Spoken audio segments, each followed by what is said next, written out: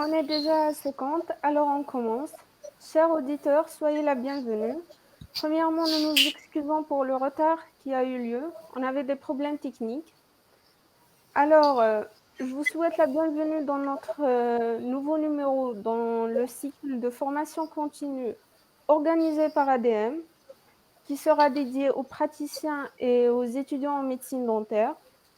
Portera le thème préparation et obturation canalaire, présenté par Dr Zakaria Haroun. Je souhaite la bienvenue au Dr Zakaria. Merci beaucoup, Nafissa, pour l'invitation. Alors, je Merci me à vous. présente, je suis docteur. Voilà. Alors, je suis docteur Haroun Zakaria. Alors, ceux qui me connaissent, donc, j'étais résident à l'hôpital de Bni Messous, au CHU de Bni Messous, depuis 2013 jusqu'à 2019. Et puis, j'ai quitté l'hôpital, ça fait déjà 1 an et demi presque. Voilà, et je me suis installé maintenant sur Alger, à Chiraga exactement. Voilà.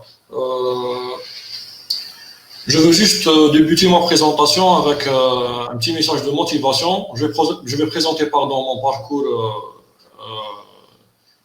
professionnel. Bon, pardon. Alors, avant de commencer le live, je m'adresse à tous les étudiants, bien sûr. Il faut croire en soi-même, d'accord? Moi, en 2013, quand j'ai fini mes études, donc j'avais rien. J'avais pas, comme tous les jeunes Algériens, j'avais pas la carte militaire, j'avais pas un boulot stable, j'avais rien du tout, quoi. Alors, j'ai passé le concours de résident à Alger. J'ai fait une petite préparation le mois d'été. J'ai eu le concours par chance. Voilà. Et puis, je suis monté sur Alger pour travailler, pour étudier et travailler, quoi. Alors, en 2013, septembre 2013 exactement, j'ai quitté la faculté de médecine de Sétif. J'ai passé des bons souvenirs avec tous mes amis de toute la promotion de Sétif de 2013. Après, directement, je me suis adhéré à l'hôpital de Bni-Messous en tant que résident. Voilà, là où j'ai passé mon grand parcours de spécialité. J'ai fait aussi des bibliothèques ici sur Alger. Il y a plein de bibliothèques, à savoir la bibliothèque de l'Institut français d'Alger. Là où j'ai passé plusieurs jours, j'ai bouquiné plusieurs livres de dentaire. Je vous conseille vivement de s'inscrire à la bibliothèque de l'IFA. Au fil des années, on a appris avec le professeur Mahdi d'Istanbuli, on a fait quelques TP sur dents sèches.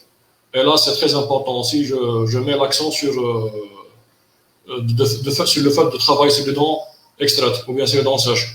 Il ne faut jamais commencer avec un patient. Il faut toujours passer par une étape d'apprentissage sur des dents extraites. On a fait plusieurs coupes, on a essayé, c'est-à-dire on a taillé plusieurs captures d'accès, on a fait les erreurs, donc on a fait plusieurs simulations sur dents sèches. Après, j'ai commencé la pratique directement après sur des patients. Alors, cette photo, je l'ai mise exprès. Ça, c'est un professeur qui s'appelle Boudzikus. C'est un professeur à l'université de Acta. C'est un gars très gentil. D'ailleurs, il m'a invité chez lui à Amsterdam, mais comme tous les Algériens, on n'a pas de visa tout le temps. On n'a pas un budget économique. Voilà, donc ça, Boudzikus, c'est un professeur en physiodynamique. Là, c'est la journée de 2017, c'était à Bordeaux. Et puis, quand j'ai fini ma spécialité, je me suis installé à Chiraga depuis janvier 2020. Et j'ai un cabinet qui s'appelle Dental Smile Center. Voilà. Donc, si je me rappelle, donc, en 2013, j'avais rien du tout. J'avais juste un diplôme de dentiste généraliste, même pas un docteur en médecine dentaire. Et là, alhamdoulilah, donc, je suis titulaire d'un cabinet, voilà, qui fonctionne dans les normes. J'ai ramené un microscope pour m'améliorer donc dans mes soins endodontiques. Et j'espère pour tout le monde, Inch'Allah, pour tous les étudiants, je l'espère aussi qu'ils évoluent aussi comme moi. Voilà. Donc, passons maintenant aux généralités de l'endodontie. Alors, l'endodontie, c'est une spécialité qui traite, la prévention. Donc, là, on parle d'endodontie préventive. Comme vous le voyez sur l'image, sur cette radio, Donc là, on n'a pas fait un traitement canalaire. On a juste fait un coiffage. D'accord? Ça, c'est ce qu'on appelle la prévention. Donc on n'a pas donc touché la pulpe radiculaire. On a juste travaillé sur la pulpe camérale. Donc là, ça s'appelle endodontie préventive. La deuxième partie de la spécialité, c'est de traiter les pathologies pulpaires et ou leurs complications. Comme vous le voyez ici sur la radio. Donc ça, c'est un traitement canalaire conventionnel que tout le monde le connaît. Passons maintenant aux deuxième étape de la générale de la peau. On va définir maintenant l'endodonte. Donc l'endodonte, c'est tout le réseau canalaire qui commence donc de la chambre pulpaire jusqu'à l'orifice apical. Donc la partie qui est en blanc ici, c'est l'endodonte, c'est la chambre pulpaire, d'accord? Et si on traite dans cette partie, donc on est dans la prévention, dans l'endodontie préventive. Et si malheureusement on arrive à extraire la pulpe des racines, là, on parle d'un traitement canalaire. Donc l'endodontie, c'est une intervention de microchirurgie. Donc il faut respecter des étapes d'asepsie, à savoir il faut poser donc une digue étanche. Systématiquement, il faut poser la digue, d'accord? Et vous devriez avoir des instruments spécifiques. Là, on parle d'ergonomie. Donc des plateaux donc qui sont préparés avec un miroir, pardon, une crécelle et une sonde droite, des séquences de préparation canalaire, des limes et des broches K et H, voilà, préparés et stériles, bien sûr. Traitement endodontique. Donc, il commence par un diagnostic. Donc, il faut poser un diagnostic différentiel et positif. Il faut anesthésier la dent. Après, vous posez votre champ opératoire, ou bien vous avez un coiffage pulpaire si vous avez donc un tableau clinique. Disons qu'un patient, il vient juste parce qu'il a mal au chaud, au froid. Donc là, il se peut qu'on fasse un coiffage pulpaire sans toucher les racines. D'accord? Soit on est face à un traitement endo. Si vous avez une dent délabrant éventuellement, vous devriez passer par une phase pré-endo, une cavité d'action endodontique, une préparation canalaire irrigation, une obturation, une restauration coronaire hermétique. Voilà. Et c'est ce qu'on appelle le traitement canalaire. Passons maintenant à la triade de Schiller. Donc, le traitement endodontique il se base sur 3 étapes très importantes. La mise en forme, la désinfection au moment donc, de la mise en forme en concomitance et l'obturation canalaire. Je vais passer maintenant une définition du traitement endodontique ou bien root canal treatment. C'est la définition donc du dictionnaire francophone des termes d'ossieux.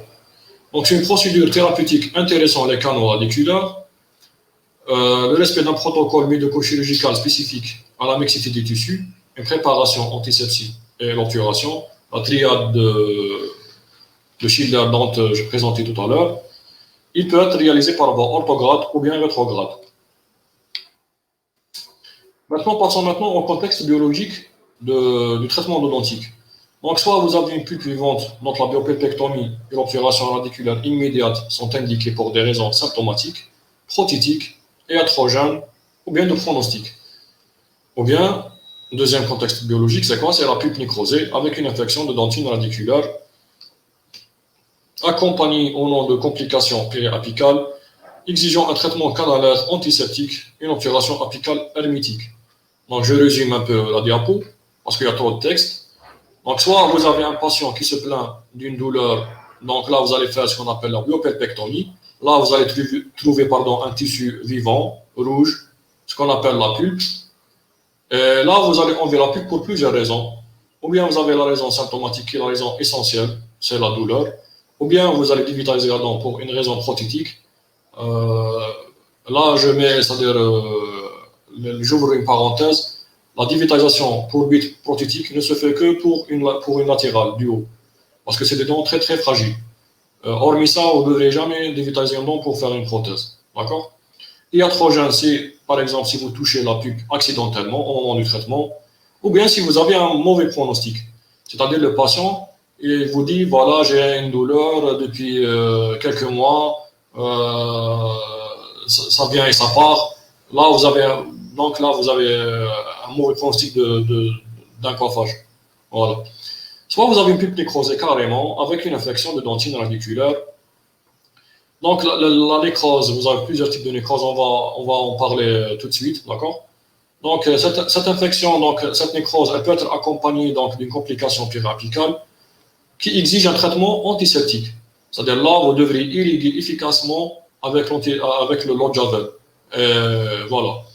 Il faut faire une obturation, bien sûr, apicale hermétique dans tous les cas, pas uniquement dans le cas de nécrose, d'accord? Passons maintenant aux différentes situations que vous pouvez trouver, dans votre clinique. Donc, soit vous avez une pulpe saine, un périapex sain, soit cette pulpe ou bien ce périapex est sans flamme, et là on va parler d'une pulpite réversible, irréversible, symptomatique, ou bien on appelle ça pulpite aiguë, ou bien vous avez une pulpite irréversible, asymptomatique, ou bien chronique. D'accord? Soit cette inflammation, comme on a dit, réversible. Donc, elle peut revenir normale, entre guillemets, soit elle se complique et avoir la nécrose. Donc là, vous avez aussi plusieurs types de nécrose. On a la nécrose pulpaire, aseptique ou bien septique, ou bien vous avez la nécrose pulpaire partielle ou bien totale. Cette nécrose, elle ne va pas rester dans tous les cas sans symptomatologie, d'accord, sans signe clinique. Donc, elle peut compliquer donc, au niveau de périapex. Et là, on va parler d'une parodontite apicale qui peut être aiguë ou bien chronique, ou bien vous pouvez avoir un abcès, ça peut compliquer aussi vers l'abcès apical aigu, ou bien un abcès apical chronique, ou bien la fistulisation. Ça, c'est la dernière étape de l'abcédation. Donc là, vous voyez un fistule, c'est que l'abcès était plein plutôt, et on a fistulisé pour soulager la pression au niveau apical. Quatrième cas de figure, donc, quatrième cas de patient que vous pouvez trouver dans votre clinique, c'est des patients avec des dents traitées endodontiquement. Et donc là, vous avez une dent traitée endodontiquement, le patient peut revenir parce que vous n'avez pas dévitalisé, dépulpé la dent complètement.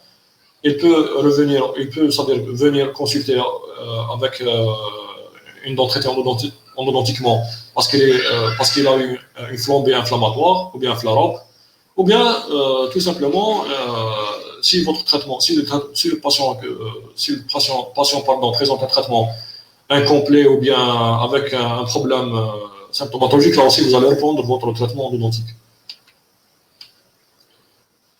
Les indications du traitement endodontique, donc ça c'est un résumé de ce qu'on a parlé. Donc c'est les pulpopathies irréversibles, pulpite, nécrose, etc. Traumatologie, c'est les fractures coronaires beaucoup plus chez les enfants, qui présentent des traumatismes sur les dents antérieures, avec exposition pulpaire ou non. Et projet restaurateur, plus rarement, lorsque le pronostic de la vitalité est incertain ou compromis. Donc on ne dévitalise jamais, on ne décupe jamais une dent pour une raison prothétique. Voilà, maintenir pardon, j'ai oublié ce que j'allais dire. Les conditions. Alors, avant de faire un traitement endodontique, il faut qu'il y ait des conditions bien précises. C'est l'établissement d'un diagnostic précis, positif et différentiel, la prise en considération de l'état général du patient. Il y a des patients que le traitement endodontique est contre-indiqué chez les patients qui présentent des endocardites infectieuses, des risques d'endocardite infectieuse, ou la prise en considération de l'avenir fonctionnel de la dent. Dans quelques cas, vous avez la dent qui n'a pas un support parodontal suffisant, par exemple, si une dent sagesse qui n'a pas d'antagoniste, tout ça, vous n'allez pas le traiter pour rien, d'accord?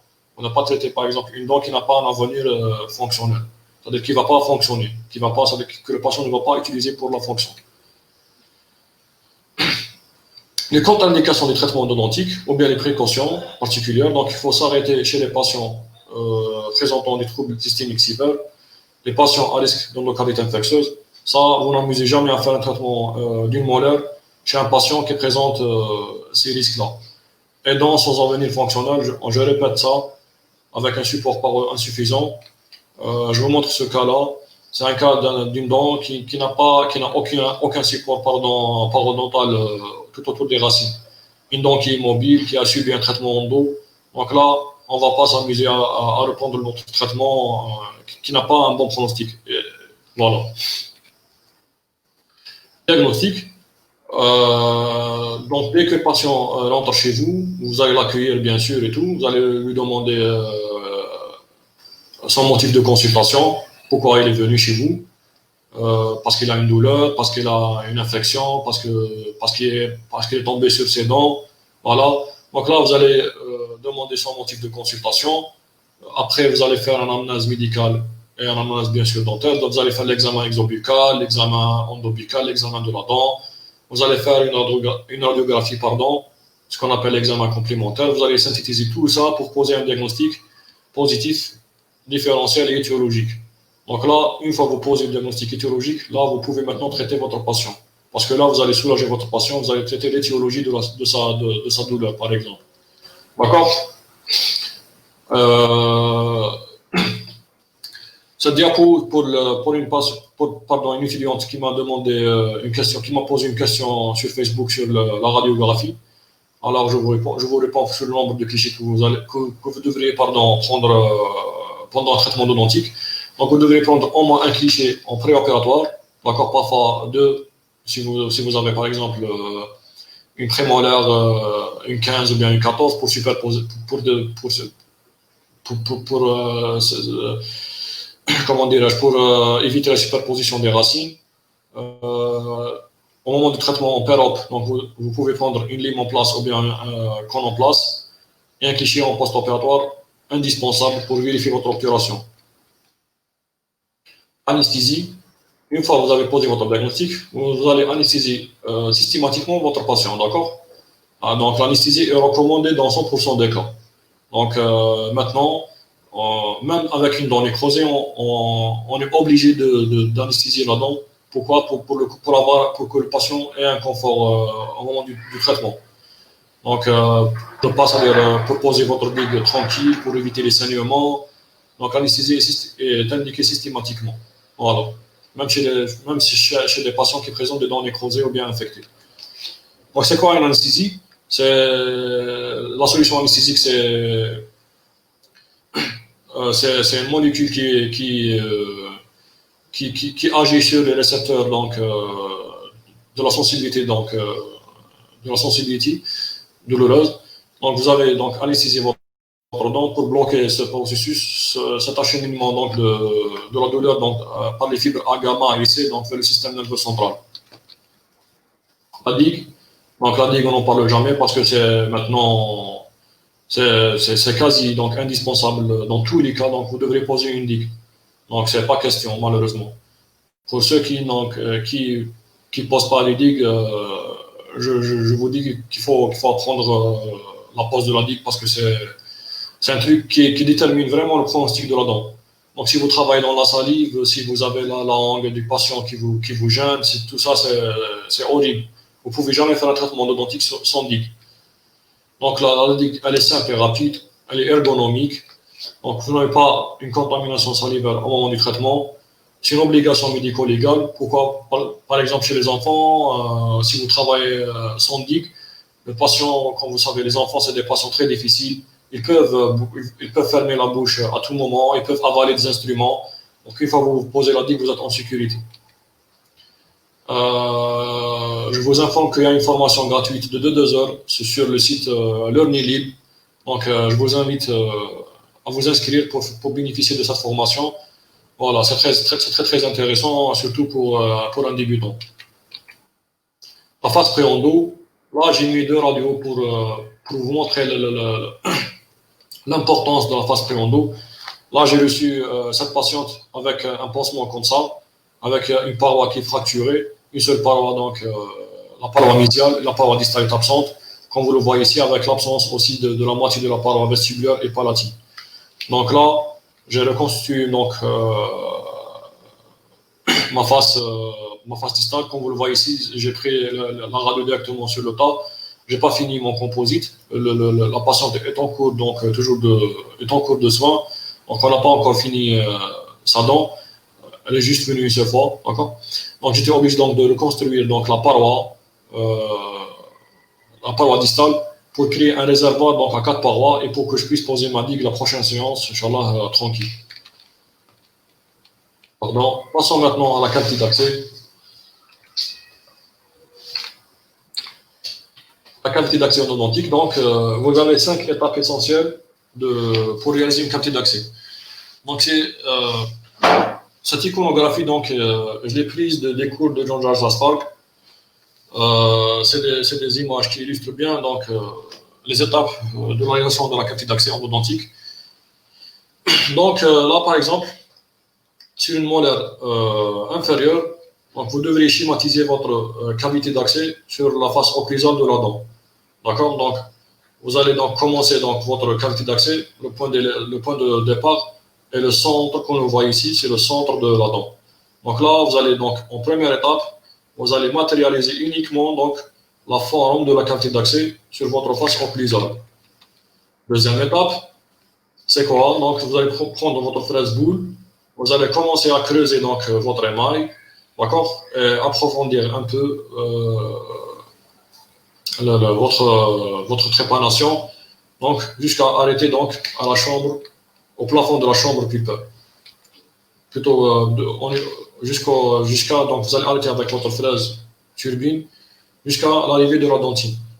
Donc vous allez utiliser votre fraise turbine uniquement sur l'émail, d'accord? Étape numéro 3, donc vous allez éliminer tout ça, tout ce qui est émail, tout ce qui est partie superficielle de la dentine avec une fraise cylindrique. Avec toujours la fraise cylindrique, vous allez effractionner votre chambre pulpaire, d'accord? Étape numéro 4, vous allez finir la cavité d'accès. Il faut avoir donc des parois donc, nettes, sans contre-dépouille. Il ne faut pas laisser surtout les contre-dépouilles parce que ça vous gêne donc, en haut de la préparation canalaire. Donc vous allez approfondir votre cavité d'accès jusqu'à la chambre, jusqu'au plafond pulpaire. Vous allez éliminer avec une fraise toujours endo-Z. On n'a pas parlé de la fraise endo-Z. Donc vous allez finir votre plafond, votre fond de la cavité d'accès qui s'appelle le plafond pulpaire avec une fraise endo-Z. Donc vous allez éliminer tout ce qui est donc interférence, tout ce qui est contre-dépouille. Comme ça, vous allez accéder directement au canaux radiculaire. D'accord?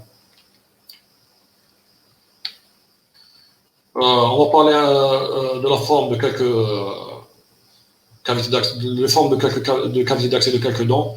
Donc vous avez l'incisive maxillaire, donc elle a une forme donc triangulaire.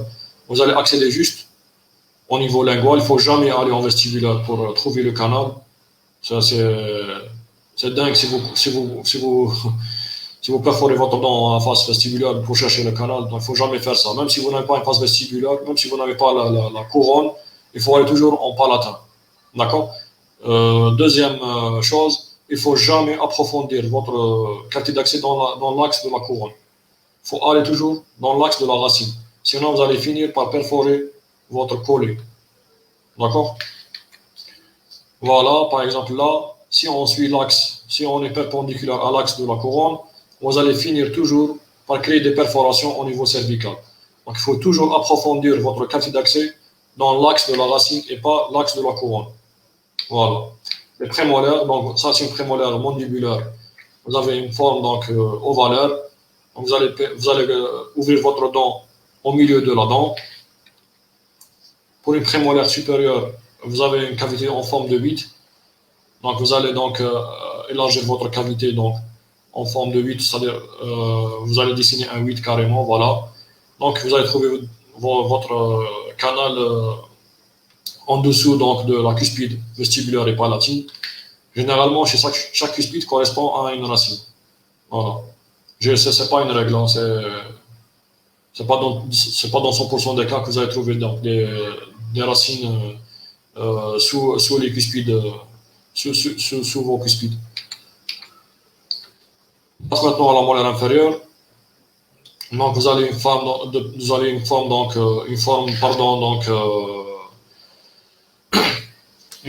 pratiquement rectangulaire. Vous avez un canal distal généralement qui est au milieu de la dent, un canal musovestibulaire et un canal musolingual. Parfois vous allez trouver donc quatre entrées canalaires au niveau de la molaire inférieure. On passe maintenant à la molaire supérieure. Donc là, pour la molaire supérieure, vous allez commencer toujours par le palatin, parce qu'il est très simple donc, à trouver. En deuxième canal que vous allez chercher, donc c'est le distal. C'est des canaux très très faciles à trouver. Donc, vous n'avez qu'à ouvrir votre dent donc, au milieu. Et après, directement, vous allez tomber sur les canaux palatins et distales. Après, donc, vous allez aller avec votre fraise fissure, donc chercher votre musio-vestibulaire, d'accord? Et puis, donc, de musio-vestibulaire au palatin, vous pouvez trouver un V2. Parfois, on trouve un cinquième canal, et dans des rares cas, on peut trouver même 6 canaux. Voilà. Ça, c'est juste une diapo que j'ai mise comme ça pour vous rappeler donc de la carte d'accès. Donc, vous avez un code couleur donc, pour trouver votre canal parce que beaucoup d'étudiants n'arrivent pas à trouver facilement les canaux, donc les entrées canalaires. Donc là, je vous donne un code couleur. C'est le BGBG. Donc, c'est le blanc, jaune, brun, gris. Le blanc, il correspond à l'émail. Le jaune, donc, il correspond à la dentine vierge. Le brun, il correspond à une dentine réactionnelle. Et le gris, donc, c'est le plancher cuicker. Donc, une fois que vous ouvrez la dent, il faut bien cureter la dent. Il ne faut pas laisser une dentine ramollie, d'accord? Donc, il faut que la dent, il faut que la cavité soit clean, c'est-à-dire soit propre. Donc, il faut tout enlever. D'accord? Donc, tout ce qui est carré, tout ce qui est infecté, vous allez l'enlever. Après, vous allez vous rendre compte que vous avez 4 couleurs. Donc, le blanc, le jaune, le brun et le gris. Une fois que vous arrivez au gris, donc vous arrêtez. Vous n'utilisez plus les fraises. D'accord? Sinon, vous allez perforer votre plancher. Pardon. Donc, ça, c'est une astuce donc, de Pascal Mann, l'immediate dental sealing. C'est quoi l'immediate dental sealing? C'est d'appliquer un adhésif, peu importe l'adhésif, un universel ou bien un MR3, un MR2 ou bien un SAM. L'essentiel, c'est d'appliquer un adhésif sur les parois dentinaires, justement, pour ne pas s'adhérer au collage après. Parce que cette dent qui est traitée endodontiquement, qui va subir un traitement endodontique, donc vous allez irriguer avec l'eau de Javel abondamment, d'accord? Une irrigation complète avec l'eau de Javel, avec le DTA, tout ça, ça altère le collage après. Donc, qu'est-ce qu'il a dit Pascal Mann? Il a dit qu'il faut appliquer donc qu'il faut appliquer un adhésif pour protéger la dentine, qui va servir justement au collage après. On passe maintenant au vif du sujet, donc la préparation canalaire ou bien la mise en forme donc, des canaux radiculaires. Donc toujours sur le dictionnaire francophone des termes. Donc c'est l'aménagement de l'espace canalaire principal selon une forme conique, régulière, homothétique du canal radiculaire pour faciliter son nettoyage et permettre le remplissage du réseau canalaire radiculaire par un matériau d'obturation. Donc, avant de parler de la préparation canalaire, c'est quoi cette étape? C'est une étape donc, qui intéresse beaucoup de monde. Pourquoi? Parce que c'est la première étape, donc c'est la première clé donc, du succès de votre traitement endodontique. Donc, c'est quoi une préparation? Donc, c'est comme le curetage qu'on a parlé tout à l'heure, donc au niveau de la qualité d'accès. Donc maintenant, la qualité d'accès, donc vous allez la cultiver avec une fraise boule montée sur contre-angle, bien sûr. Donc, comment nettoyer maintenant les parois radiculaires? On les nettoie avec des instruments de préparation canalaire, voilà. Donc, c'est des limes endodontiques. Donc, il y en a plusieurs films donc, qui vendent ces instruments. Donc, qui sert justement à nettoyer donc, la dentine radiculaire qui est infectée par la carie. Donc, c'est ça l'objectif de la préparation. Donc, c'est ça le but de la préparation, c'est de couper la dentine radiculaire infectée. Avant de mettre donc vos volumes mécanisés ou bien volumes manuels, il faut savoir qu'il y a une étape très très importante qui est négligée par tout le monde, surtout par les étudiants qui ont, quand j'étais à l'hôpital de Mimsous, j'ai encadré des étudiants, et des étudiants, on va dire dans 80% des cas, n'arrivent pas à atteindre la fin de la dent, ils n'arrivent pas à atteindre l'apex. Donc, tout simplement pourquoi? Parce qu'ils ont négligé cette étape-là qui s'appelle le glide path. Alors, qu'est-ce que c'est que le glide path? C'est la création d'un tunnel radiculaire lisse depuis l'orifice canalaire jusqu'au terminus physiologique, qu'on appelle la construction apicale. Cette étape est très très importante. Pourquoi? Parce que si vous ne perméabilisez pas pardon, votre canal, systématiquement, vous allez avoir des blocages après. Sauf si vous avez un canal large, comme une incisive centrale supérieure. L'incisive centrale supérieure, pardon, ne demande pas un glide path généralement. Vous pouvez aller directement avec votre lime 15 jusqu'à l'apex sans aucun problème. Mais en traitant des molaires ou bien des prémolaires, vous ne pouvez jamais vous pouvez arriver donc à l'apex avec une lime 15, sauf dans quelques rares cas, sauf si le canal est vraiment large. Voilà. Qu'est-ce que c'est que le glide path? Alors, c'est une négociation donc c'est la sécurisation de la trajectoire, ou bien on appelle exploration initiale passive. Après cette étape, donc vous allez mettre en forme le tiers coronaire ou bien médian et ou bien le tiers médian avec un instrument qu'on appelle OneFlower ou bien les évaseurs. OneFlower, c'est l'instrument donc de chez Micromega. Vous avez plusieurs instruments qui sont de cours, voilà, qui servent donc à ouvrir les racines donc au niveau du tiers coronaire. Après, vous avez fait ce qu'on appelle le mini glide path ou bien le glide path. Pourquoi mini glide path? Parce que tout simplement, vous allez utiliser des limes numéro 6, 8 et 10. Donc vous allez travailler en premier temps avec des limes 6 ou bien 8 ou bien 10 justement pour créer ce qu'on appelle le glide path, pour ouvrir le canal.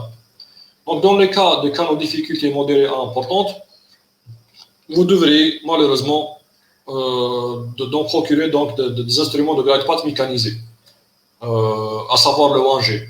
Je ne sais pas si vous connaissez tout ça, sinon après la diapo, j'ai fait une petite recherche, je vais charger les photos et je vous montre ces instruments-là.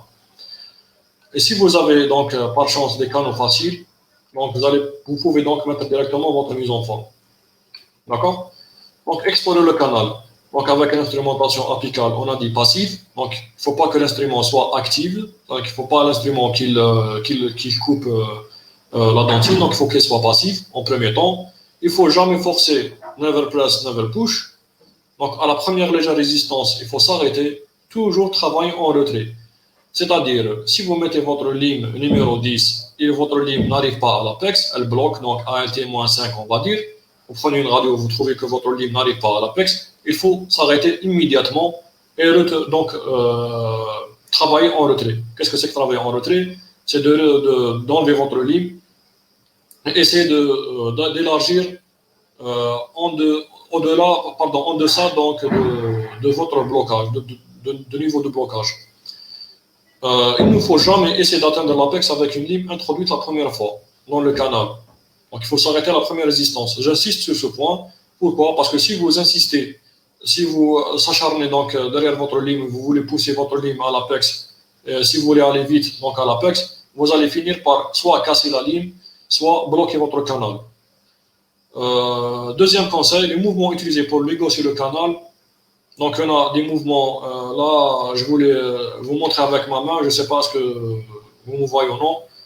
Donc, il ne faut jamais commencer par le washwanding.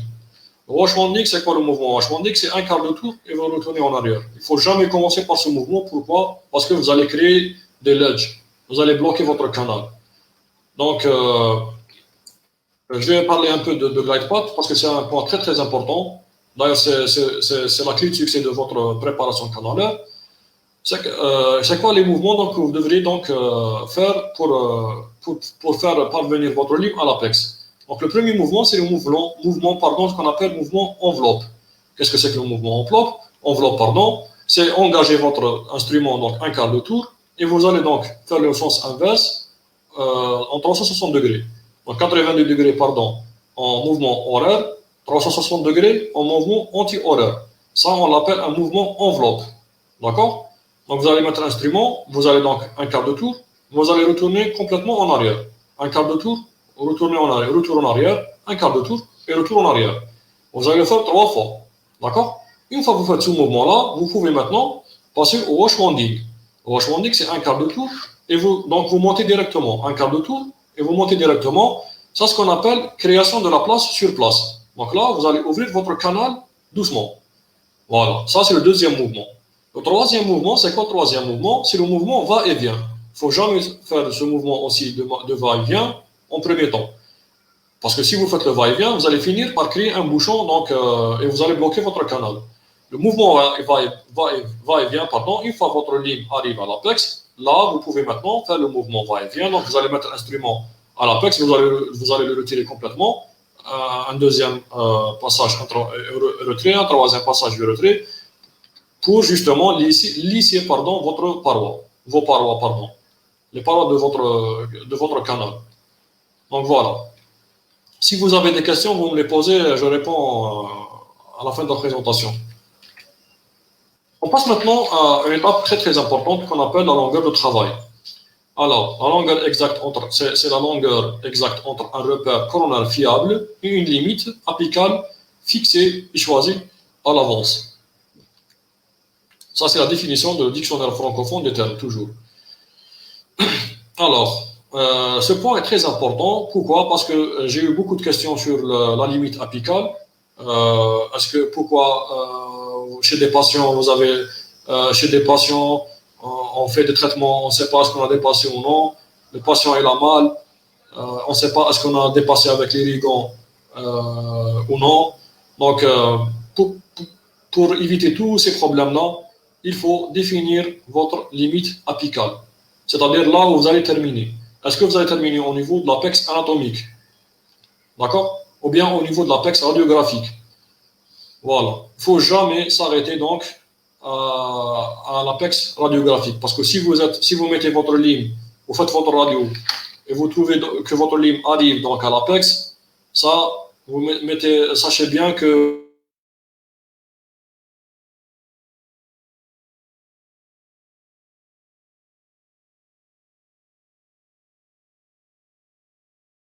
vous avez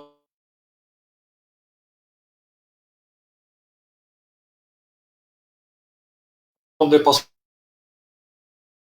graphique, c'est l'apex que vous voyez sur la radio, tout simplement. Il n'y a pas une définition plus simple que ça. L'apex anatomique, par contre, c'est quand vous faites l'extraction, vous pouvez donc voir votre apex, c'est la fin de la dent, donc au niveau apical. Ça, c'est ce qu'on appelle l'apex anatomique. D'accord? Vous avez ce qu'on appelle l'espace de Cutler. Qu'est-ce que c'est que l'espace de Cutler? C'est l'espace, ou bien l'espace de Black. C'est là où vous avez, c'est l'espace donc, entre les deux cônes, qu'on appelle le cône dentinaire et le cône cimentaire. Et ça, c'est ce qu'on appelle l'espace de Black. D'accord? Là, vous voyez sur le curseur. Donc là, vous avez la dentine. Ici, le ciment. Ça, c'est la jonction cimento-dentinaire. Cette jonction, malheureusement, vous ne pouvez pas la visualiser donc, cliniquement. C'est une jonction donc, histologique. C'est une structure histologique. En aucun cas, vous pouvez repérer votre GCD. D'accord? Vous avez aussi le foramen apical qui est la sortie donc, de votre dent. Et vous avez l'apex anatomique qui est toujours un côté plus bas par rapport à l'autre. Donc c'est ça l'apex anatomique. C'est cette limite-là. Donc quand est-ce que vous allez arrêter votre obturation? Est-ce que vous allez mettre votre obturation ici, LT-1, ou bien à la LT, ou bien GCD, la jonction cimento-dentinaire, ou bien au niveau foraminal?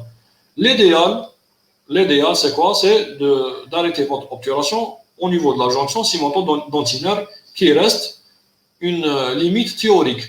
Parce que cliniquement, vous ne pouvez jamais vous pouvez donc, localiser cette jonction cimento-dentinaire, même avec un localisateur d'apex.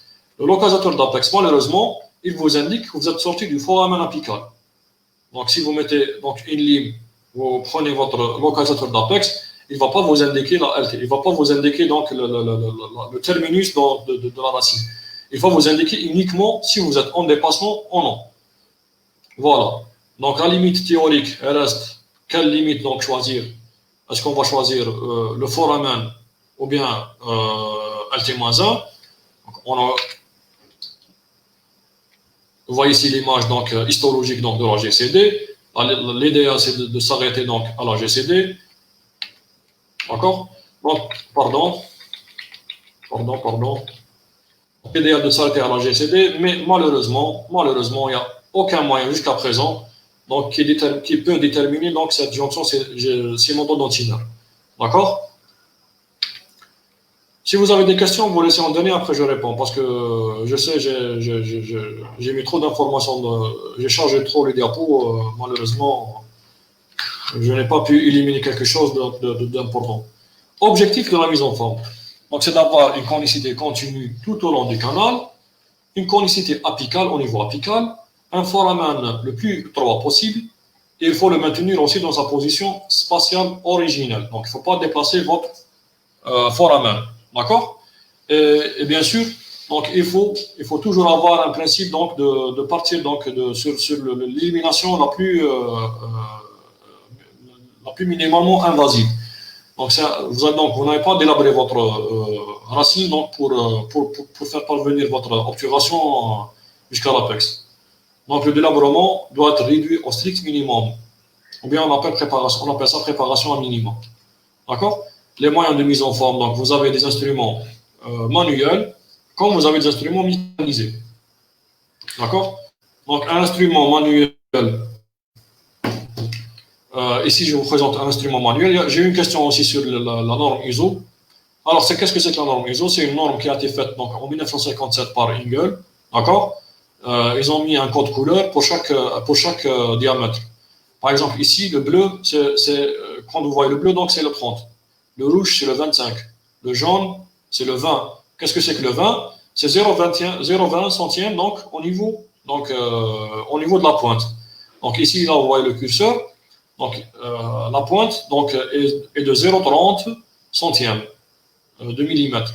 D'accord? Et puis, les instruments manuels, ils ont une conicité constante de 2%. Qu'est-ce que c'est que la conicité? C'est l'augmentation donc, du diamètre par millimètre de longueur. Donc, si vous avez ici 0,30, à 1 mm, vous avez 0,32. À 2 mm, vous avez 0,34. À 16 mm, vous avez 0,62. J'ai oublié un truc. Donc, la LIMCA, donc, pour la normalisation des instruments, ils ont mis un carré pour définir que l'instrument, c'est une LIMCA.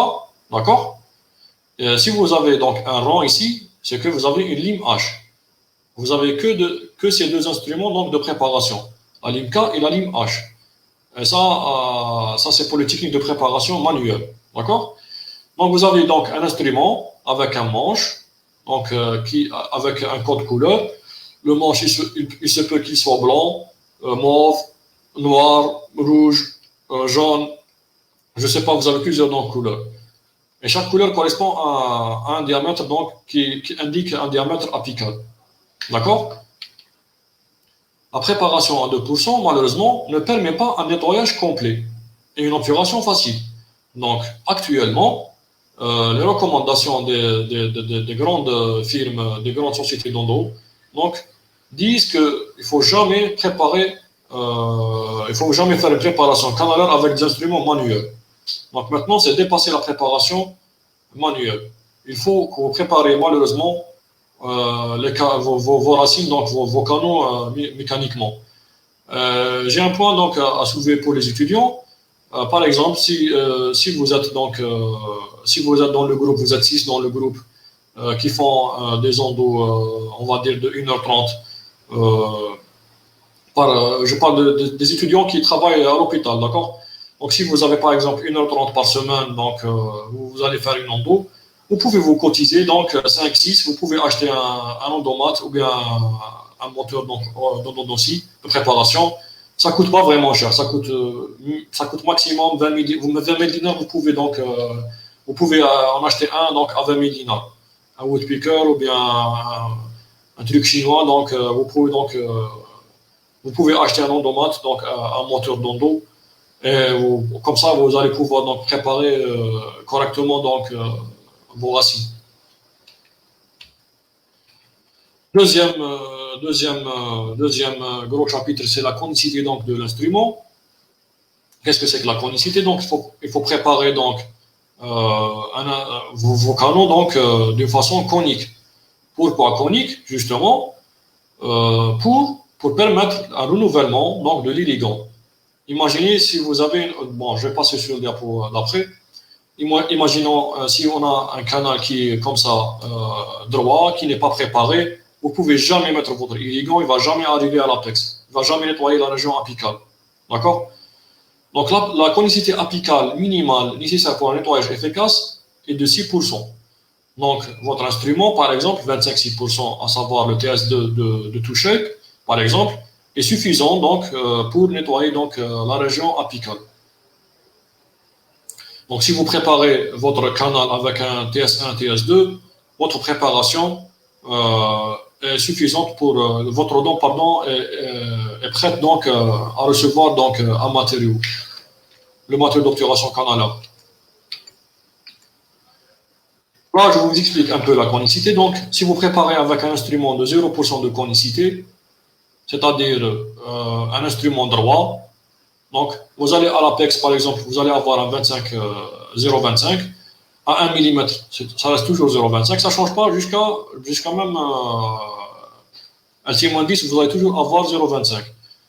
Imaginons donc un canal comme ça, on le prépare avec un instrument de conicité 0%. Vous ne pouvez jamais nettoyer votre canal. D'accord? Un instrument de 2%, malheureusement aussi, ne suffit pas pour nettoyer le canal. Regardez ici l'espace que vous allez laisser pour l'irrigant. Donc là, l'irrigant, vous allez mettre votre seringue, on va dire LT-1, vous allez injecter votre eau de javel. L'eau de javel, malheureusement, il pourra jamais donc remonter. Donc vous ne pouvez jamais nettoyer la dent avec une conicité de 2%. Un canal qui est préparé donc à 8%, là, regardez maintenant l'évasement donc coronaire, tout ça, donc il permet donc, vous allez mettre votre seringue ici par exemple, vous allez injecter votre liquide, il va remonter sans aucun problème. Donc de part et d'autre, il va remonter avec ses débris, d'accord. Il va nettoyer bien donc le tiers apical. Aussi pour l'obturation, ça facilite énormément l'obturation. Si vous préparez avec un instrument de 8% de conicité de 8%, vous n'allez trouver aucune difficulté donc au moment de l'obturation. D'accord? Donc vous allez mettre par exemple votre ciment, vous allez enduire votre paroi, vous allez mettre le cône et vous êtes tranquille. Le cône va arriver à l'apex sans aucune contrainte. D'accord? On passe maintenant à la préparation proprement dite. Là, je vais vous présenter le système Protector. C'est parmi les premiers donc, instruments qui étaient mis sur le marché européen et algérien. Donc vous avez les shaping files, à savoir le SX, le S1, le S2, et les finishing files. Donc le SX, c'est l'équivalent de OneFlower donc de chez Micromega. Donc ça, il sert juste pour ouvrir les entrées canalaires, pour préparer le tiers coronaire uniquement. Le S1, on peut le considérer comme un instrument de glide path. Donc le S1, il peut sécuriser la trajectoire. D'accord? Le S2, c'est un instrument de préparation. Donc c'est le 15. Pardon, il y a plusieurs détails, donc je ne vais pas rentrer dans les détails de conicité constante et conicité variable. Pourquoi? Parce que les protecteurs, c'est des instruments donc, à conicité variable. Donc vous avez par exemple 4% ici, 6% au niveau coronaire, 4% au niveau apical, ici 7%. Donc voilà, on ne va pas rentrer dans tous ces détails-là. Donc le premier geste, je vais résumer maintenant les étapes de préparation. Donc vous allez mettre une ligne 10 qui doit arriver à l'apex, d'accord? Le SX, il va relocaliser les orifices canalaires et préparer donc le tiers coronaire, voire le tiers médian, pardon. Le SX, pour relocaliser l'entrée canalaire. Le S1, donc, c'est un instrument beaucoup plus de glide path que de préparation, donc il va sécuriser la trajectoire donc, mécaniquement, donc il va ouvrir donc, votre racine. Le S2, donc le blanc, il va donc venir après, juste après, donc pour préparer et couper donc ici. Vous allez couper donc la dentine radiculaire qui est infectée, d'accord? Le F1, etc., le F2, etc. Donc la suite de la séquence, vous pouvez passer jusqu'au F5. Ça dépend donc de la largeur du canal. Mais généralement, le F1 et le F2 suffisent donc pour préparer votre racine. D'accord? On passe maintenant aux deuxième étape de traitement canalaire qui, la première étape, c'est la préparation canalaire. La deuxième étape, c'est l'irrigation. Et la troisième, c'est l'obturation. Maintenant, donc, on est en deuxième étape qui est l'irrigation. Donc, l'irrigant, il doit permettre donc, la préparation mécanique seule ne saurait suffire à nettoyer un canal. Ça, c'est clair. Donc, on ne pourra jamais donc, se contenter d'une préparation avec un instrument mécanique. Vous pouvez jamais nettoyer, donc vous pouvez jamais aller dans l'exisme, vous pouvez jamais parfois aller dans les canaux secondaires, pas parfois, dans 100% des cas. Si vous avez des canaux secondaires, vous pouvez jamais les nettoyer avec un instrument mécanique. D'accord? Donc c'est pour ça que l'irrigation complète la préparation. D'accord?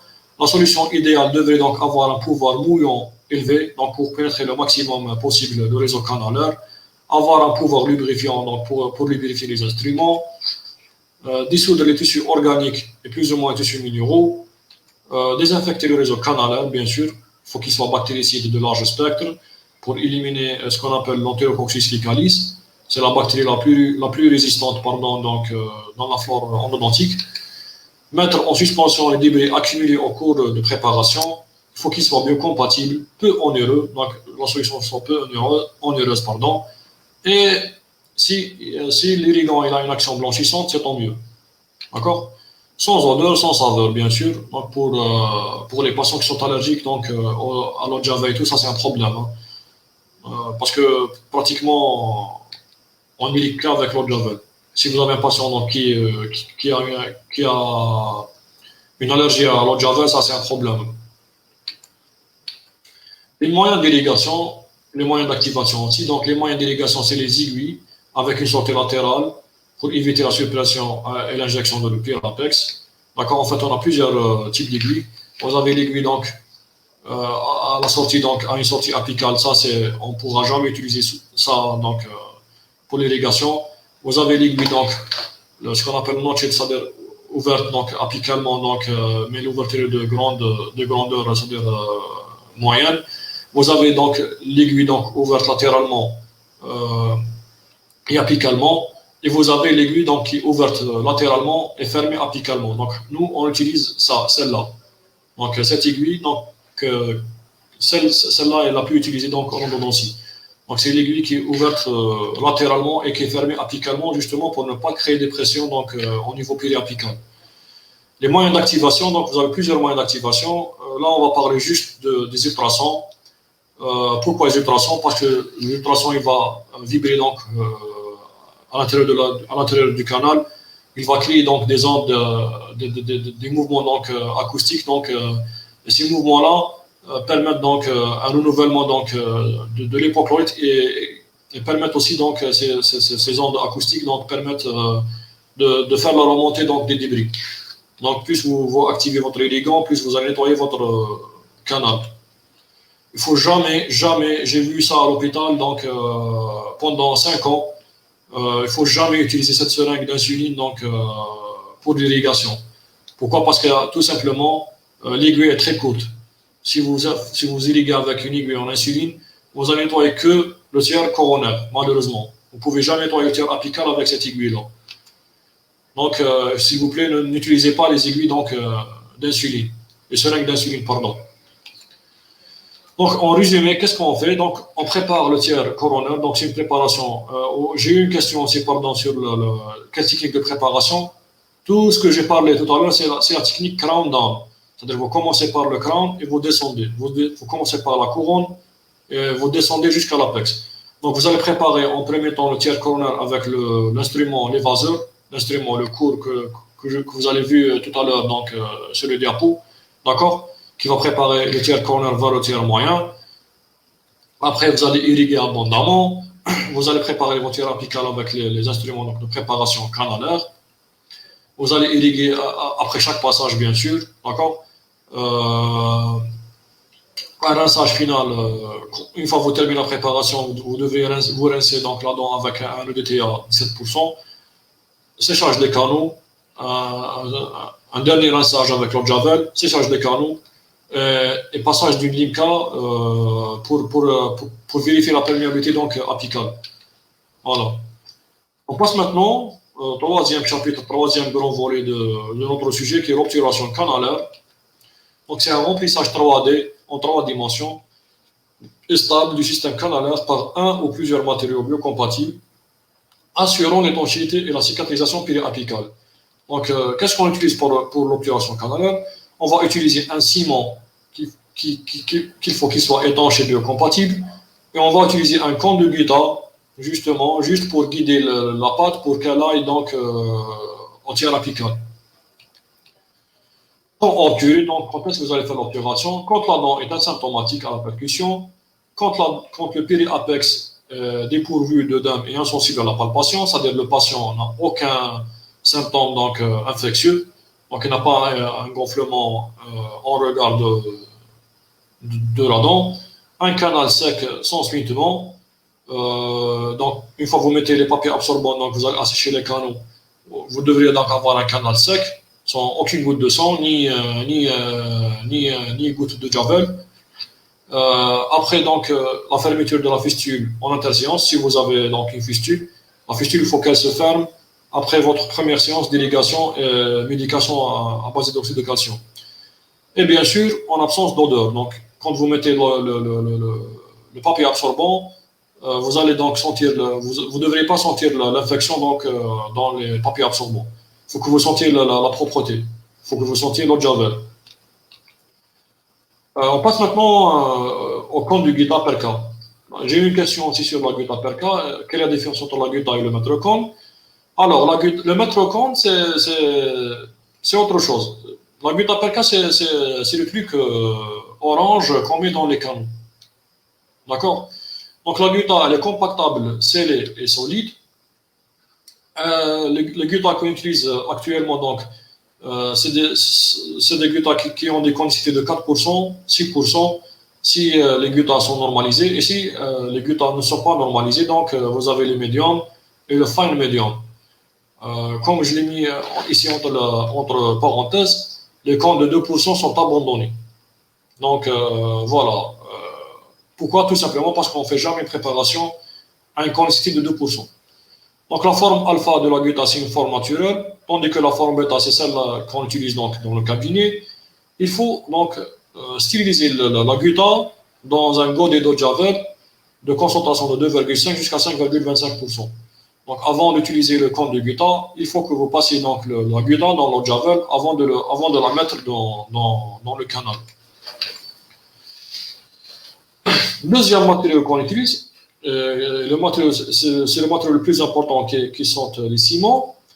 Donc, les ciments doivent assurer donc une étanchéité apicale et latérale. Ils doivent faciliter la mise en place des cônes de gutta, obturer des zones inaccessibles donc aux cônes.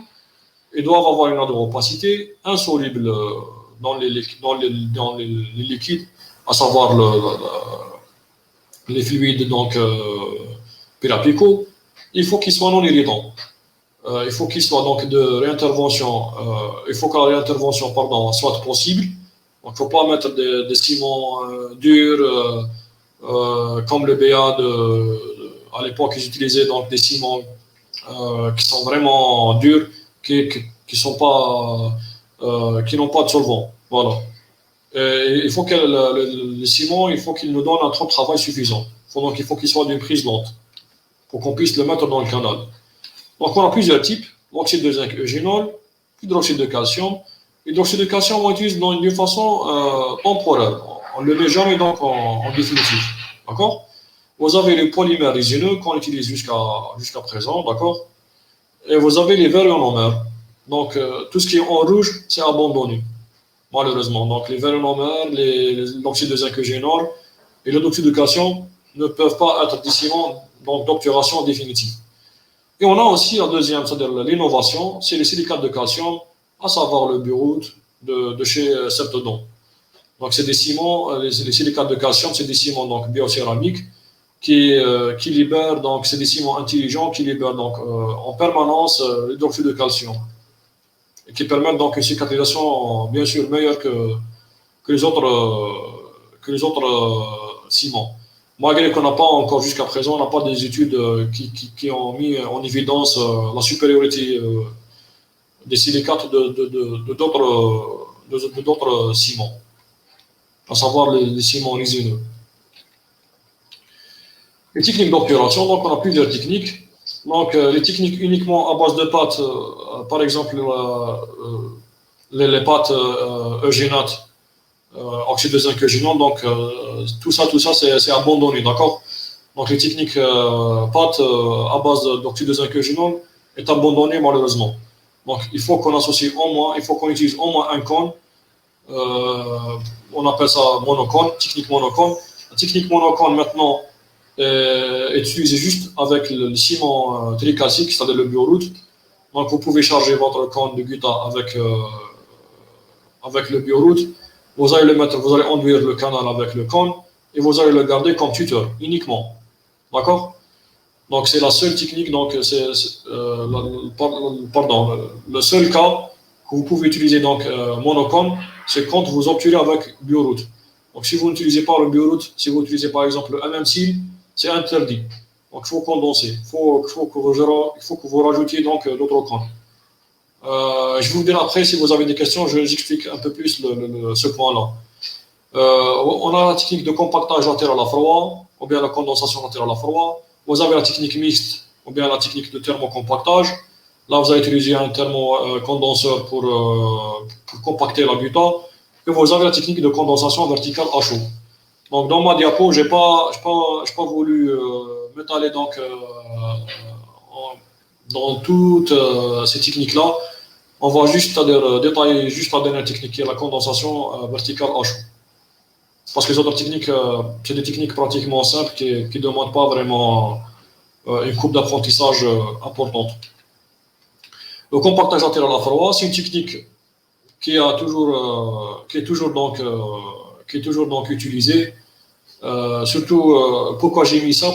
C'est pour les étudiants qui travaillent à l'hôpital, qui n'ont pas les moyens d'acheter les systèmes d'obturation à chaud. Donc, vous pouvez toujours compacter votre cône, donc latéralement à froid, donc sans aucun moyen. Vous devrez juste avoir un couloir et une pâte résine. Donc, vous allez choisir votre mètre cône. La question donc, que j'ai reçue sur Facebook, je ne sais pas si vous me suivez ou non. Donc, le mètre cône, donc c'est quoi? Qu'est-ce que c'est que le mètre cône? C'est le cône qui correspond à la ligne apicale maîtresse. On n'a pas abordé tous ces détails-là parce que si je parlais de tout ça, je vous assure qu'on aura fini qu'on aura fait au moins 2 heures de présentation ou 23 heures. D'accord? Donc, qu'est-ce que c'est que le mètre cône? C'est le cône qui correspond à la ligne maîtresse apicale. D'accord? À la main. Donc, qu'est-ce que c'est que le mètre cône? C'est le cône qui bloque la sortie donc, au niveau apical. D'accord? Qui bloque la sortie apicale. Donc, vous allez choisir un cône, vous allez l'ajuster pour qu'il bouge bien, pour qu'il ferme bien l'orifice donc, apical. On va choisir et essayer donc, les fouloirs. D'accord? On va essayer notre mètre cône. On prend toujours une radio pour voir si le cône est à l'apex ou non. On va sceller, on compacter donc le mètre cône, d'accord, avec un ciment de scellement, bien sûr, les ciments qu'on a parlé tout à l'heure, un ciment donc à base de résine, le MM-seal, d'accord, par exemple, ou bien le HAD-seal, vous avez plusieurs marques, hein, d'accord. Mise en place et compactage des cônes accessoires. Donc, une fois que vous compactez le cône donc, sur une paroi, vous allez choisir la paroi la plus épaisse ou bien la paroi de sécurité, d'accord. Vous allez condenser votre mètre cône et là, vous allez rajouter d'autres cônes accessoires, d'accord, qui vont être donc de diamètre inférieur du mètre cône. Donc, vous allez mettre plusieurs cônes, vous condensez, vous allez mettre exemple, vous allez mettre un cône de 25-6%. Vous allez donc condenser latéralement avec le fouloir.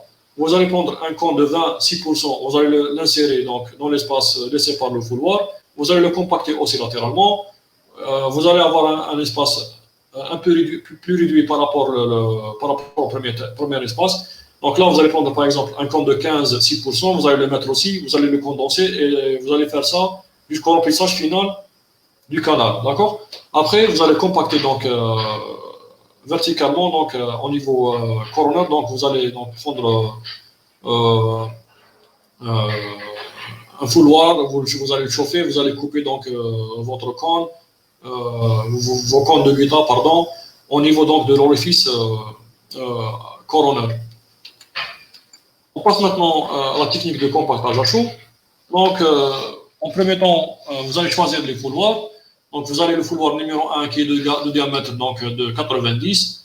Le fouloir numéro 2, donc, il faut qu'il aille donc, jusqu'au tiers médian qui est de diamètre 70. Et le fouloir numéro 3 qui doit arriver au moins LT-4. D'accord? Il est de diamètre donc 50, le rouge. il faut qu'il arrive au moins donc, à LT-4. Une fois que vous avez choisi vos fouloirs, vous allez prendre le cône, ou bien le mettre le cône, ou bien le cône principal. Vous allez le mettre dans le canal, vous allez faire une radio, voilà, il faut qu'il soit à la LT. Il faut avoir ce qu'on appelle le tube back, ou bien une résistance au retrait. Donc, une fois que vous insérez le cône, il faut que le cône ne sorte pas facilement. Il faut qu'il résiste un peu au retrait. D'accord? Il faut qu'il bloque un peu l'apex. Donc, vous allez prendre le cône, vous allez couper 1 mm. Pourquoi? Tout simplement pour ne pas dépasser au moment de la condensation. Parce que si vous laissez le 1 mm, donc le dernier millimètre, donc là, vous allez malheureusement dépasser au moment de la condensation. Donc, vous allez couper 1 mm, vous allez réessayer donc le cône, un deuxième essai de cône à la LT-1. Il faut qu'il résiste toujours au retrait. D'accord? Vous allez prendre le ciment à base de résine, le MMC par exemple, vous allez enduire vos parois. D'accord? Vous allez donc prendre le réchauffeur, parce que là, on parle de technique de condensation verticale à chaud. D'accord? Là, qu'est-ce que c'est que la verticale? Donc, parce qu'on va descendre verticalement vers l'apex. D'accord? On va prendre le stylo. Donc, par exemple, si vous connaissez le stylo, je ne sais pas si vous connaissez le stylo, par exemple, de chez IT ou bien de Coxo. Donc, vous allez chauffer le stylo jusqu'au rouge, d'accord? Vous allez donc, il faut qu'il soit chauffé jusqu'au rouge. Bon, les stylos de Coxo et de IT ne chauffent pas au rouge, d'accord? Ils vont juste chauffer sans rougeur. Donc, comme ça, vous allez éliminer la partie superficielle du cône et enfoncer entière coronaire. Vous allez prendre le fouloir le plus gros. Vous allez condenser verticalement donc du cône à l'apex. Deuxième chauffage, donc un deuxième fouloir, il va être donc il va condenser donc apicalement aussi la gutta. Et pareil, voilà, jusqu'au passage du troisième fouloir. Donc vous allez chauffer et condenser jusqu'à LT-4, d'accord? Et là, vous allez avoir la gutta partout au niveau apical. Donc là, vous pouvez maintenant dire que votre opération est hermétique, d'accord? Et étanche. Pourquoi? Parce que vous allez obturer donc tout le système canalaire donc, au niveau apical. Donc tout ce qui est canon accessoire, tout ce qui est canon secondaire, vous allez le fermer donc avec la gutta chaude. D'accord? Donc, contrôle radiographique, il faut voir que vous n'avez pas dépassé avec la gutta, parce que là, si vous dépassez, c'est un problème, d'accord? Donc, il faut bien ajuster votre mètre cône pour ne pas justement dépasser, parce que sinon, les dégâts seront conséquents. Le patient, il va avoir vraiment mal si vous dépassez donc, avec la gutta chaude.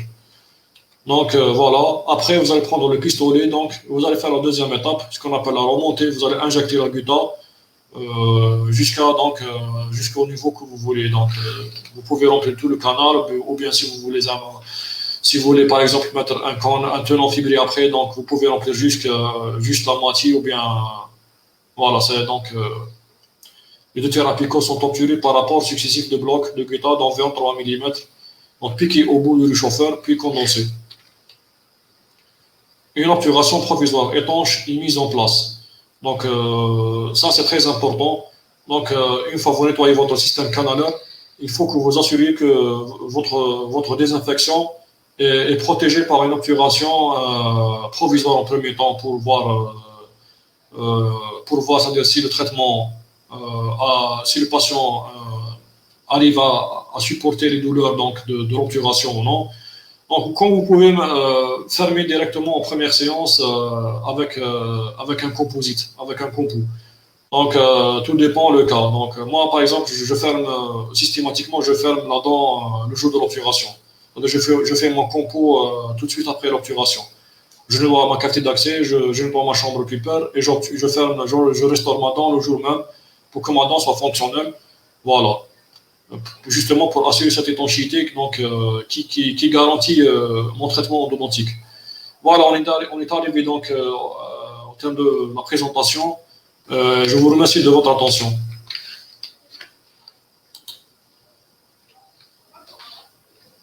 On vous remercie, docteur, pour cette présentation très riche. Au nom de toute l'équipe ADM, je vous remercie d'avoir accepté notre invitation et Merci à vous. d'avoir honoré de votre présence. Donc, je Merci. rappelle à nos chers auditeurs qui peuvent poser leurs questions vu que la présentation est finie. Et nous passons aux réponses pour les questions qui ont été posées pendant la présentation. Alors, la première question, c'est quoi la différence entre APEX anatomique et radiologique et où on doit s'arrêter? C'est quoi la différence entre apex anatomique et radiologique? Et où on doit arrêter? Donc là, j'ai répondu à cette question au cours de la présentation. Je ne sais pas, est-ce que vous avez saisi le principe ou non? Attendez, pardon. Vous m'entendez, s'il vous plaît? Vous m'entendez, Nefissa? Oui, on arrive à vous entendre, docteur. Je peux remettre la diapo ou bien? Je ne sais pas, attendez. Voilà. Est-ce que vous voyez la diapo, s'il vous plaît? Pas encore. Non? Vous ne voyez pas la diapo comme ça? Non, pas encore. Alors, c'est quoi la différence entre l'apex radiologique? L'apex radiologique, vous ne pouvez le voir que radiologiquement. Une fois que vous prenez votre radio, donc vous prenez une radio libre en place ou bien qu'on en place, donc là, c'est le terminus donc, au niveau apical. Et l'apex anatomique, aussi, vous ne pouvez visualiser qu'en extraction. Donc, quand vous enlevez la dent, vous allez voir donc l'apex anatomique. C'est des structures que vous ne pouvez pas, c'est-à-dire les voir comme ça en moment de traitement. On doit s'arrêter à la GCD. Idéalement, on doit s'arrêter à la jonction cimento-dentinaire. Maintenant, si vous avez une pulpe qui est vivante, que vous venez d'extirper, donc il faut s'arrêter à ALT-1, c'est-à-dire vous restez un peu à distance donc, de la sortie. Si vous avez une infection, par contre, vous pouvez arrêter votre obturation donc à ALT-0,5 mm, on va dire. Je ne sais pas, est-ce que j'ai répondu à la question, est-ce qu'elle a compris ou non? J'espère que c'est le cas, vous avez très bien répondu. On passe à la question suivante, qui est, j'ai pas compris le glide path. Ah, le glide path, c'est un point très très important. D'ailleurs, je ne sais pas si vous avez remarqué, j'ai donné beaucoup de temps pour le glide path. Le glide path, qu'est-ce que c'est que le glide path? C'est la sécurisation, c'est l'exploration initiale du canal. Donc, vous allez explorer votre canal initialement avec une lime K numéro 10. Vous allez la mettre dans le canal. La lime, elle va bloquer. D'accord? Donc, comment faire pour faire parvenir la lime jusqu'à l'apex? D'accord? C'est ça l'objectif. C'est de préparer, donc, c'est d'arriver à l'apex et de ne pas arrêter votre préparation-opération au milieu de la dent. Donc, qu'est-ce que vous devriez faire? Vous devriez faire ce qu'on appelle le glide path. Donc, qu'est-ce que c'est que le glide path? C'est de créer une trajectoire lisse pour que l'instrument de préparation glisse donc, dans les parois et arrive à l'apex. Donc, si vous ne sécurisez pas la trajectoire, si vous préparez pas donc, manuellement au début, avec une lime 6, 8, 10, le canal, vous risquez donc de bloquer l'instrument donc, au milieu du canal. Et si vous bloquez donc l'instrument de préparation, automatiquement, vous allez bloquer votre conduite à la moitié du canal. D'accord? Donc, pour ne pas tomber dans cette bêtise, qu'est-ce qu'il faut faire? Il faut utiliser une lime numéro 6. Vous commencez par une lime numéro 6, par exemple.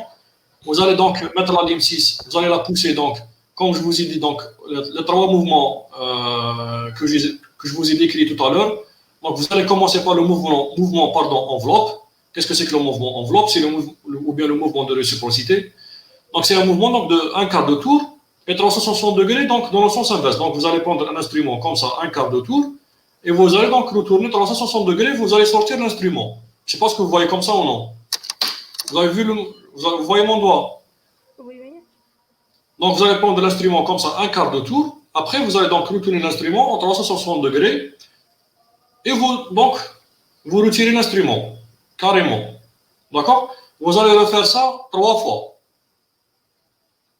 D'accord? Donc, après 3 passages, vous faites un deuxième mouvement, ce qu'on appelle le wash winding. Le wash winding, qu'est-ce que c'est que le wash winding? Ou bien le mouvement remontoir? C'est comme le remontoir du montre. D'accord? Vous connaissez le remontoir du montre, j'espère. Donc, vous allez tourner l'instrument comme on tourne le remontoir. D'accord? comme ça, pour créer d'espace sur place. D'accord? Donc, à chaque fois, vous allez donc faire donc, le mouvement enveloppe, vous allez avancer, vous allez progresser doucement, doucement.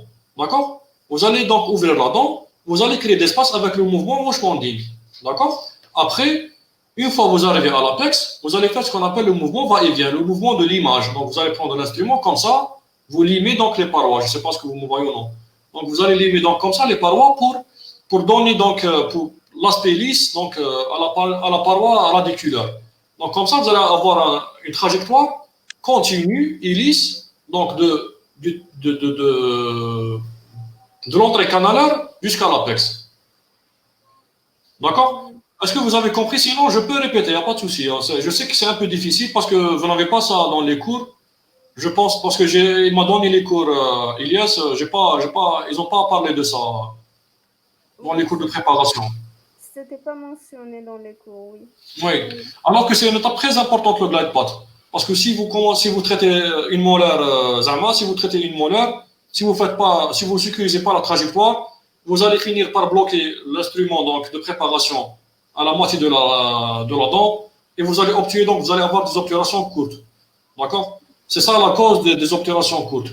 Pourquoi? Parce que l'instrument n'arrive pas à l'apex, tout simplement. Donc, il faut qu'il arrive à l'apex avec ces mouvements-là. Donc, pourquoi vous faites le mouvement enveloppe 90 degrés donc, dans le sens horaire, 360 dans le sens anti-horaire. En fait, vous allez engager donc, votre instrument dans l'espire. Vous allez engager l'espire de votre instrument dans la dentine radiculaire, d'accord? L'instrument, donc, il va couper la dentine. Après, vous faites le sens inverse, 360 degrés, comme ça, vous allez retirer, vous allez retirer toute la dentine qui était engagée dans l'espire. D'accord? C'est comme ça qu'on enlève, c'est comme ça qu'on ouvre la racine. C'est comme ça qu'on ouvre l'espace donc, radiculaire. Et vous répétez ça plusieurs fois, jusqu'à arriver à l'apex. C'est ça ce qu'on appelle le glide path, ou bien le mini glide path.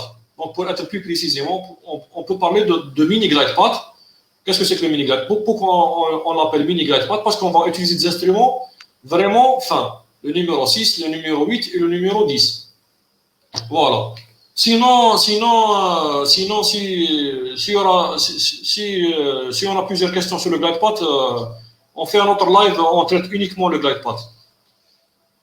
Très bien. Voilà. Donc, on passe à la question suivante. Alors, lors de la mesure de la LT, la longueur de travail, est-ce qu'on applique une irrigation ou non? Voilà, l'irrigant, vous allez commencer donc l'irrigation, pardon, vous allez commencer votre irrigation dès que vous chambre pulpeur. D'accord? Donc, il faut que les instruments soient tout le temps, il faut que les instruments baignent tout le temps dans l'eau de javel. Très bien. Voilà. Et pardon, je rajoute une autre information. Il ne faut jamais prendre la LT au début du traitement. Et puis, la LT, c'est un sujet très vaste aussi, parce qu'il y a certains qui disent vous devrez au moins prendre au moins 2 mesures. Pourquoi? Parce que si vous travaillez sur une molaire, avec une coudure, donc une fois que vous effacez la coudure, votre longueur de travail elle sera courte. Donc, si vous mesurez, si vous mesurez 20 mm au début du traitement, et si vous gardez cette longueur, en fin de traitement, vous allez être en dépassement. Donc, une fois que vous redressez les courbures, donc vous allez prendre votre LT, votre longueur de travail. Il faut qu'il soit tout le temps, il faut le javel qui soit tout le temps dans les racines, dans les canaux. D'accord. Pour la question suivante, c'est quoi le ciment le plus utilisé, s'il vous plaît? Moi personnellement, j'utilise le Bioroute dans 100% des cas. Dans mon cabinet, je parle là. Ah oui. Moi, j'utilise le Bioroute. C'est des silicates de tricalcium. Parce que c'est un ciment biologique et actif. Il libère l'hydroxyde de calcium, chose qui n'est pas, qui se trouve pas dans les autres, chez les autres, c'est-à-dire sociétés. Très bien. D'accord. La question suivante, dans quel but on utilise le forêt des gates? Des gants. Donc, quel but on utilise le forêt? Moi, je n'utilise pas le forêt de gate. C'est pour relocaliser les entrées canalaires. Avant, ils utilisaient ça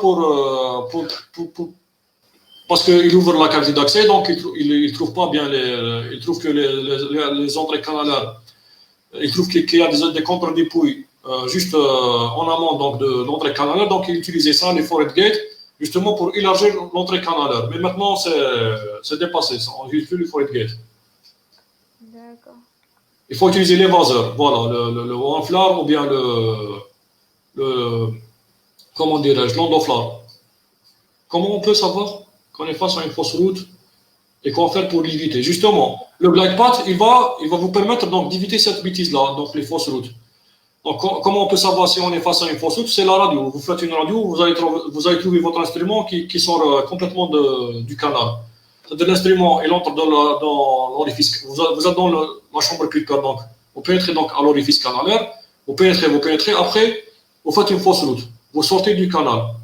Là, vous allez avoir un saignement immédiat. Donc, vous allez avoir un saignement inexplicable. Votre canal il va saigner énormément. Le patient il va ressentir que vous êtes sorti du canal. Et vous allez prendre une radio, vous allez trouver que l'instrument est sorti du canal. Et quoi faire pour l'éviter? Pour éviter justement ça, il faut précourber les lignes, d'accord, avant de les mettre dans le canal. Et il faut créer un glide path. Il faut sécuriser la trajectoire, tout simplement. Une fois que vous sécurisez la trajectoire, vous êtes en sécurité. Okay. Donc, il faut toujours prendre une radio, les instruments en place. Pardon? Instruments en place. Oui, si vous constatez que par exemple, vous commencez la préparation, le canal est sec. Après un certain moment, vous constatez qu'il y a un saignement. D'accord? Alors, qu'est-ce que vous allez... Là, vous allez prendre une radio pour voir pourquoi ce saignement est arrivé. Vous allez mettre l'instrument, vous allez prendre une radio, vous allez voir que votre apex, soit vous avez dépassé l'apex, soit vous avez perforé la racine, soit vous avez fait une fausse route. Très bien, d'accord. Ouais. La question suivante, c'est quoi la technique d'obturation préférée ou bien la meilleure technique d'obturation? La meilleure technique d'obturation, c'est la technique monocone avec bioroute. Parce qu'une technique très simple, c'est pas une technique, ça ne demande pas une courbe d'apprentissage importante. C'est seulement un peu difficile au moment d'assèchage des canaux. Parce qu'il ne faut pas assécher à 100% votre canal. Il faut qu'il soit un peu humide. C'est comme l'histoire comme la dentine asséchée sans dessécher. Voilà. C'est ça ce qui fait la difficulté du bioroute. Il faut qu'il soit un peu humide, uniquement. Sinon, c'est la technique la plus... Moi, je préfère utiliser le bioroute parce que c'est une technique très, très rapide. Ça me prend en 5 minutes. Je fais l'obturation en 5 minutes, quoi. Même pas voir. Ouais. La question d'après, est-ce que le glide path, c'est le cathétérisme? C'est une question très importante. Pourquoi? Parce que le AAE, l'association américaine d'endodontie, n'a pas encore défini le glide path. Il y a certains qui disent que le glide path, c'est le cathétérisme. Il y a d'autres qui disent que le glide path, c'est le scouting. D'accord? C'est ça de la sécurisation. Il y en a plusieurs définitions du glide path, mais il n'y a pas encore une définition donc bien précise. D'accord, très bien. On peut dire ça, mais comment on ne peut pas le dire? Ça, tout dépend des écoles. Pour la question suivante, ça veut dire quoi redresser les courbures, s'il vous plaît? Redresser les courbures, c'est-à-dire quand vous faites le glide path, quand vous préparez, c'est-à-dire quand vous mettez l'instrument, donc votre instrument numéro 10, vous allez couper toujours. Si vous avez une courbure, vous allez travailler toujours sur une partie et laisser une autre, d'accord? Donc, une fois vous travaillez comme ça, donc une fois vous travaillez, donc vous allez effacer la coudure pour que l'instrument glisse facilement, d'accord? Le canal il va devenir plus ou moins droit, pas tout à fait, c'est-à-dire coudé, mais plus ou moins droit. C'est ça redresser les courbures. Très bien. Ouais. Quand est-ce qu'on arrête la préparation canalaire? C'est une question très importante aussi. Quand est-ce qu'on arrête la préparation canalaire? C'est quand vous passez, par exemple, si vous utilisez un système de two-shape, par exemple. C'est quoi le two-shape?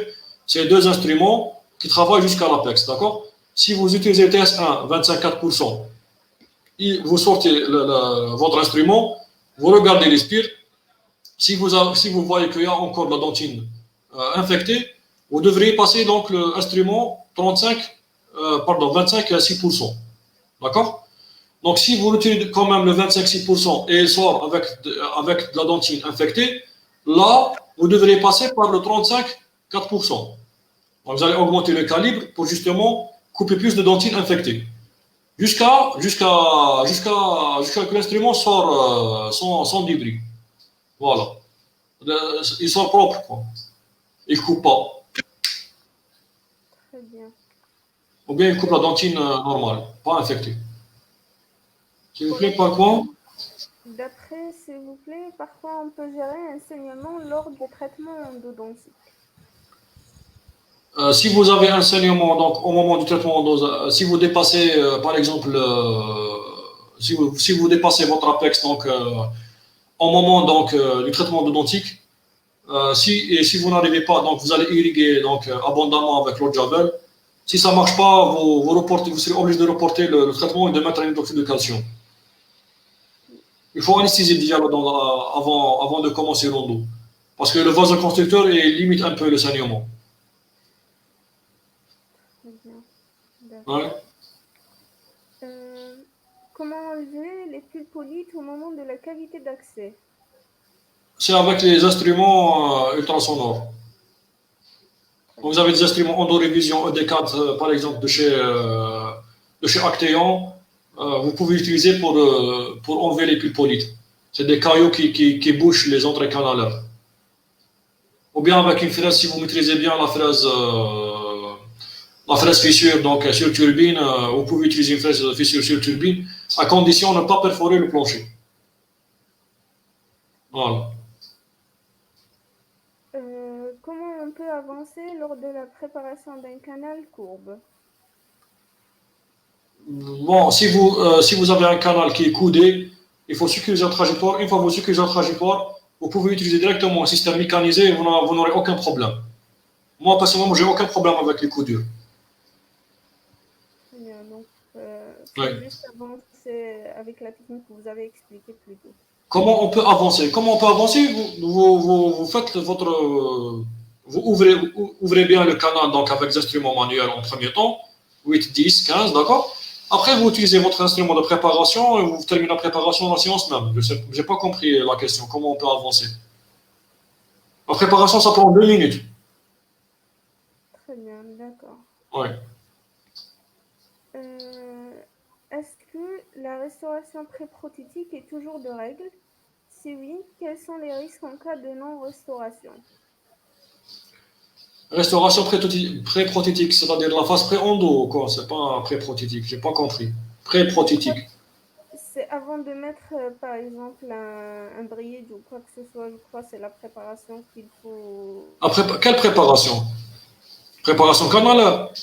Exact. Non, c'est de faire le traitement endo avant de faire son bridge ou bien. Non, c'est faux, c'est faux. Il faut limiter la dépulpation des dents comme ça. Si vous faites un bridge, si vous, cette question est très difficile à répondre. Pourquoi? Parce qu'en Algérie, ils font des bridges en céramo métallique et ils ont besoin de tailler beaucoup la dent. Et les dentistes donc disent qu'il faut dépulper la dent. Moi, franchement, je suis contre ce principe-là. Il ne faut pas dévitaliser les dents pour des bridges. Sauf si vraiment, vous n'avez pas, si vous n'avez aucune solution et vous devez dévitaliser, là, vous allez raccourcir de l'âge de la dent. Parce que si vous enlevez la pulpe, vous allez enlever tout un mécanisme de défense immunitaire. Et après, la dent elle va être fragile et bonjour les dégâts. Les infections, les reprises de traitement, voilà. Très bien. Oui. C'est toutes les questions que nous avons reçues. Je vous remercie encore une fois, docteur, pour cette séance très enrichissante. Merci à vous. Je rappelle à nos auditeurs qu'il y aura toujours d'autres séances prochainement qui seront annoncées sur notre Facebook. Pardon, Nafisa, si vous recevez des demandes donc, d'explications sur le glide path, la préparation, on peut le faire juste cette partie-là. on peut reprendre juste cette partie. Je vais détailler encore plus, comme ça, les étudiants vont comprendre qu'est-ce que c'est que le glide path. Qu'est-ce que c'est que la préparation canalaire, exactement. Très Voilà. bien. Nous allons vous Si on aura contacter. des demandes, on peut refaire, on peut reprendre le live avec plus de détails sur ces deux points uniquement. D'accord. En fait, la dernière question, ils viennent de la modifier. C'était est-ce que la restauration pré-endodontique est toujours de règle? Si vous avez le nom délabré, oui. Si vous avez le nom délabré, oui. Dans tous les cas, il faut restaurer la dent, il faut avoir des quatre parois. Pourquoi? Pourquoi il faut avoir les quatre parois? Pour pouvoir poser la digue, d'accord? Pour créer un réservoir donc à l'eau de javel. Donc comme ça, vous allez irriguer. Donc vous n'avez pas de risque, c'est-à-dire que l'eau de javel fuse, qui sort, c'est-à-dire dans la bouche du patient, d'accord? Oui. Et c'est pour un souci mécanique aussi. Donc vous allez diminuer ce qu'on appelle le facteur C. Si vous avez une dent délabrée avec des parois absentes et vous faites un traitement endo, vous restaurez la dent en dernier, vous allez avoir beaucoup de composite et là vous risquez de ne pas bien coller le composite. Donc quand vous faites le réservoir, vous avez, on va dire, un bon pronostic pour que le composite tienne sans, je sais pas, j'ai pas trouvé le mot exact. Si vous faites les quatre parois, le composite que vous allez mettre en dernier va bien coller. Voilà. Donc c'est pour un souci mécanique aussi, donc il vaut mieux renforcer la paroi donc, avant de faire l'enduit. Très bien. Voilà. Donc, avec cette dernière question, on va clôturer notre séance. Inch'Allah, D'accord. on va se revoir dans de prochaines séances, Inch'Allah, docteur. Inch'Allah. Inch'Allah. Allez, au Merci plaisir. à vous Bye bye. et bonne soirée à tout le monde. Au revoir.